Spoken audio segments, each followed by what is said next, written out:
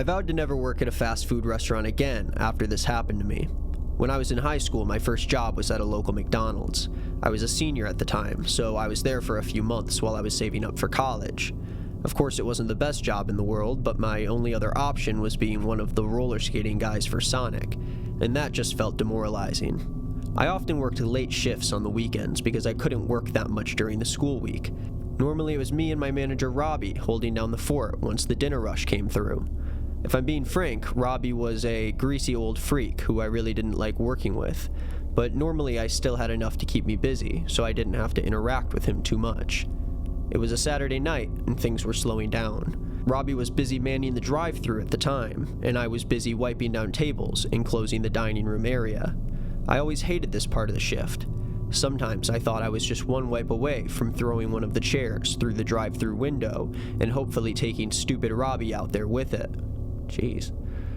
Part of my morbid wish came through that night when Robbie suddenly asked me to cover his station while he went outside to smoke a cigarette. I was a bit annoyed because the drive-thru was a bit busy, but I waved him ahead and covered his spot for what I thought would just be a few short seconds. Those seconds turned into minutes, which I initially didn't mind because it meant less time around stinky Robbie. Seriously, I swear that guy was allergic to showers. I'm surprised we even had customers stay in the restaurant long enough to get their food. After about an hour of Robbie being gone, I was starting to get a bit concerned.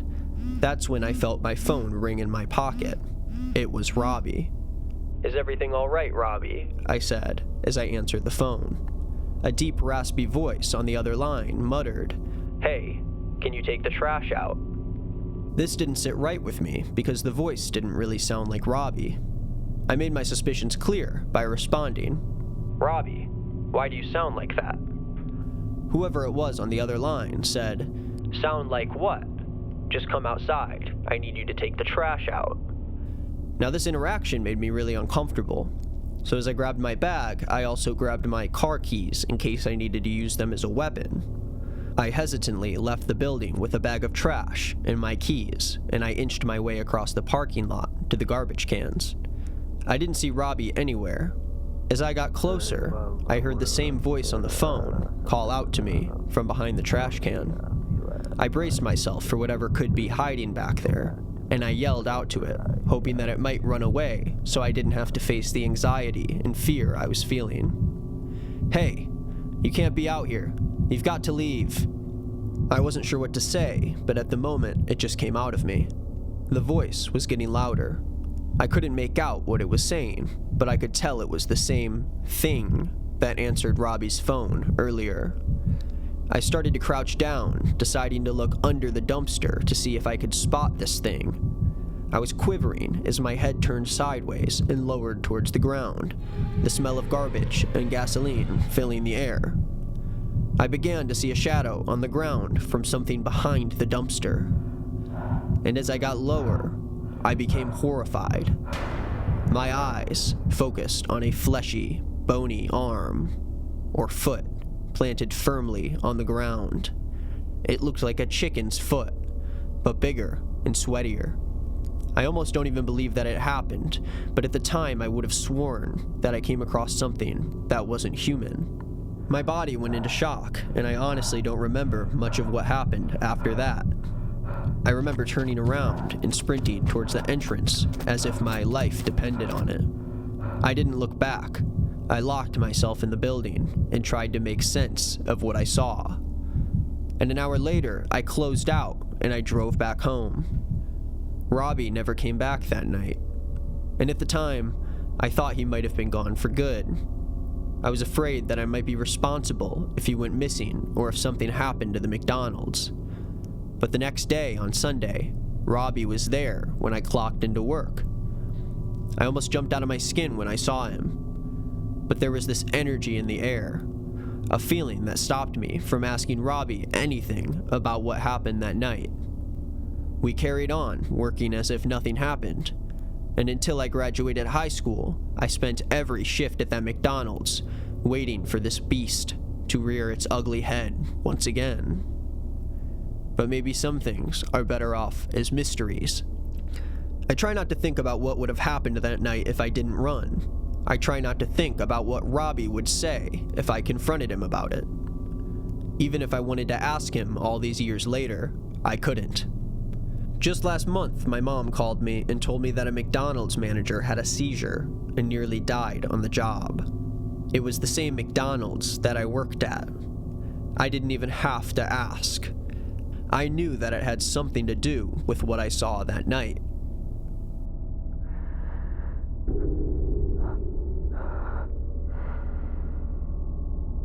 Let me tell you why I stopped going to McDonald's after midnight. When I was 22, I was unemployed and would often drive to McDonald's late at night for some midnight grub.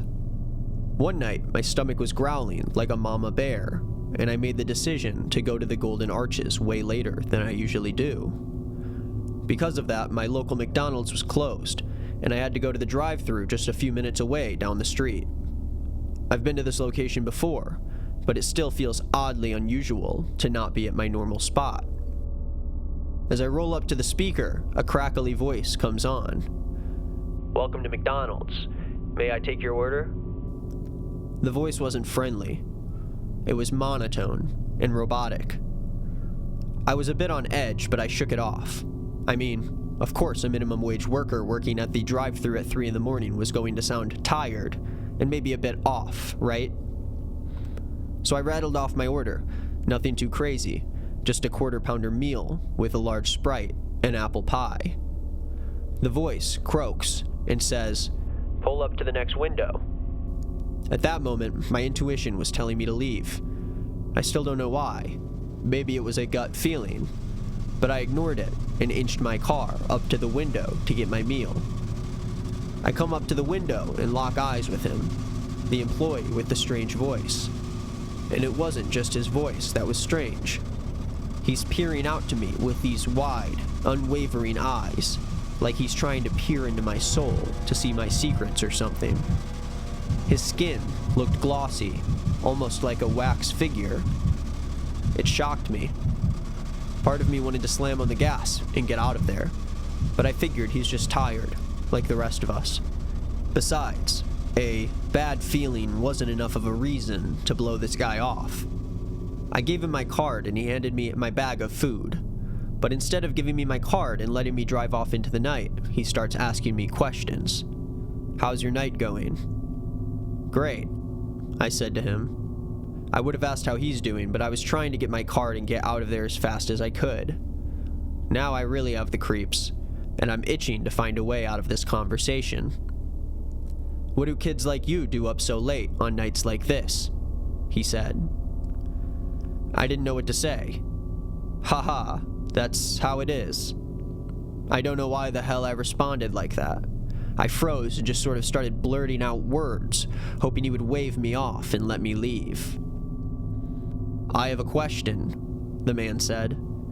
The sentence lingered in the air. I stared at his lips, waiting for something to happen. "Do you sin?" he said slowly to me.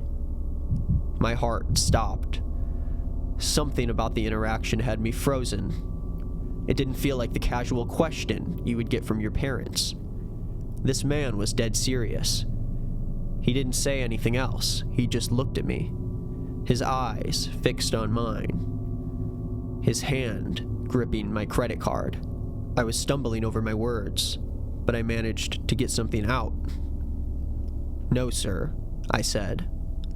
I sounded like a stammering schoolgirl the way I was quietly giving him answers he was asking for.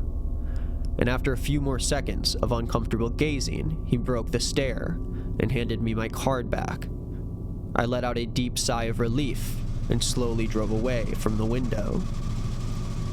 As I'm driving away, I glance in my rear-view mirror, and I see him.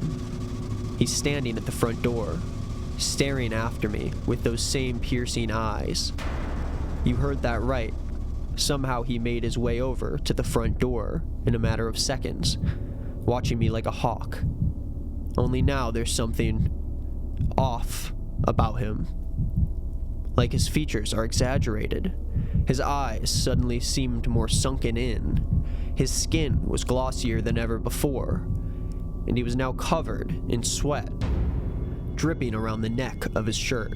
At that moment, I felt numb. I expected something to stop my car and force me to face this man, but I kept driving. I put my eyes back on the road and I turned at the intersection to head back home. I was trying to act tough and pretend like I wasn't wavering, but the way that he was standing and the way he spoke to me stuck with me like a splinter in my side. I was only a few blocks from the house, so I continued driving until I stopped at an intersection waiting to take a left turn. I was at the red light, waiting eagerly with my food, knowing I would soon be in the comfort of my basement, chowing down on fries and slurping up Sprite. There's nothing better. I looked left and right down the road to see if there were any cars around, but it was eerily quiet. That is, until I looked across the street and saw someone standing at the stoplight. He had the same gray, glossy skin. There wasn't a McDonald's employee or McDonald's uniform at all. It was a man in old dirty clothes, but he looked exactly like the man I just had an encounter with at McDonald's. And even worse, he was giving me the same piercing gaze. Without even thinking, I slammed on the gas and ran the red light, rushing home with my heart beating in my chest at 1,000,001 miles a minute. I never told anyone about what happened that night. I still can remember every little detail in his face. I was positive that he was the exact same man, but I never saw him again. Of course, I never went to that McDonald's again, but a part of me believes that if I went back, he'd be nowhere to be found.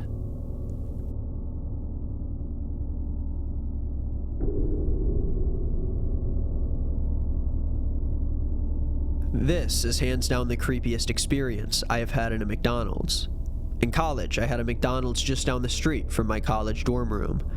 I was craving a chocolate shake from McDonald's and decided to walk over with my roommate so we could grub out. I walked into the McDonald's and everything seemed fairly normal.